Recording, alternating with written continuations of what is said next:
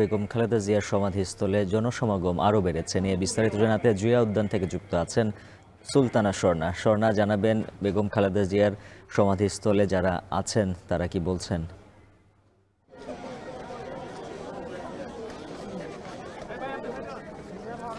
উজ্জ্বল, আজ সকাল থেকেই কিন্তু আমরা লক্ষ্য করেছি, যেহেতু সাপ্তাহিক ছুটির দিন, অসংখ্য মানুষ কিন্তু এখানে এসেছেন এবং জিয়া উদ্যানে শহীদ রাষ্ট্রপতি জিয়াউর রহমানের কবর জিয়ারতের পাশাপাশি কিন্তু তারা বেগম খালেদা জিয়া অর্থাৎ সাবেক প্রধানমন্ত্রী তিনবারের বেগম খালেদা জিয়ারকেও কিন্তু তারা সম্মান প্রদর্শন করেছেন। তবে সেক্ষেত্রে কয়েকটি জিনিসকে আসলে লক্ষ্য করতে হয়, যেহেতু আজ সাপ্তাহিক ছুটির দিন, তাই আমরা সেই ভিড়টা কিন্তু অনেক বেশি লক্ষ্য করেছি এবং ঢাকা সহ বিভিন্ন অঞ্চল থেকে কিন্তু আজ সাধারণ যে জনগণ রয়েছে, নেতাকর্মীর পাশাপাশি তারা আসছেন এবং তারা কিন্তু এখানে এসে তাদের শ্রদ্ধা জ্ঞাপন করছেন। সেক্ষেত্রে আমরা কিছুক্ষণ আগেও কিন্তু চট্টগ্রাম এবং রংপুরের দুই জেলা থেকে কিন্তু আমরা দেখেছি ওয়ার্ড ভিত্তিক যারা রয়েছেন তারা কিন্তু এসেছেন, কর্মীরা এবং তার পাশাপাশি সাধারণ মানুষও কিন্তু আসছেন।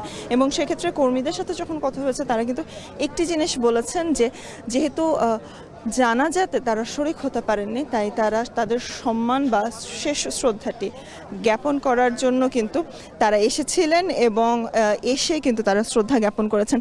সেক্ষেত্রে আরও একটি জিনিস আসলে বলতে হয়, আপনারা লক্ষ্য করতে পারছেন অগণিত মানুষ কিন্তু এখনও শ্রদ্ধা জ্ঞাপন করছেন এবং শেষ শ্রদ্ধাঞ্জলি জানাতে ধানমন্ডি থানা কৃষক দলের পক্ষ থেকেও এখানে এসেছে। অর্থাৎ বেগম খালেদা জিয়ার প্রতি যে জানাজার দিন আমরা লক্ষ্য করেছি অগণিত মানুষ তার জানাজায় যে শরিক হয়েছিলেন, সেই তার প্রতি সম্মান জানানোর যে ঢল, সেই ঢল কিন্তু এখনও চলমান এবং একদম আমরা দাঁড়ানো আছি সেই সমাধিস্থলটির কিন্তু যে ব্রিজটি আছে সেই ব্রিজটির বাইরে।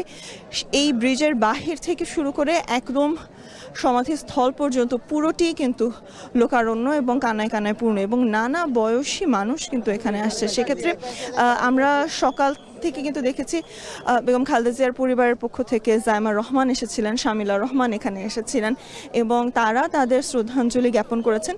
বিচ্ছিন্নভাবে বিভিন্ন নেতারাও এসেছেন এবং কর্মী তারাও এসে তাদের সম্মাননা জানিয়েছেন।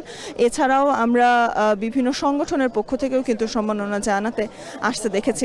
তবে আপনারা হয়তোবা লক্ষ্য করছেন নানা বয়সী নানা শ্রেণী পেশার মানুষ কিন্তু এখানে আসছেন, অর্থাৎ শুধুমাত্র দলের সাথে যারা সম্পৃক্ত নেতাকর্মী তারা এখানে আসছেন ব্যাপারটা কিন্তু একদমই এমন নয়।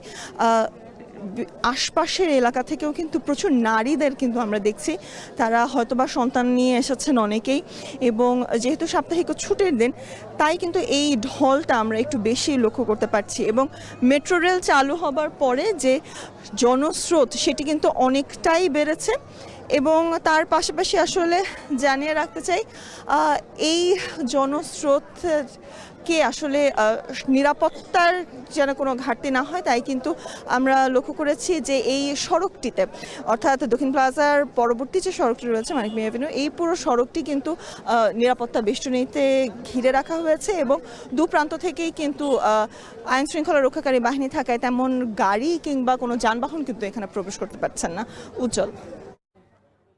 সুলতানা স্বর্ণা জানাচ্ছিলেন বিস্তারিত। গুলশান আজাদ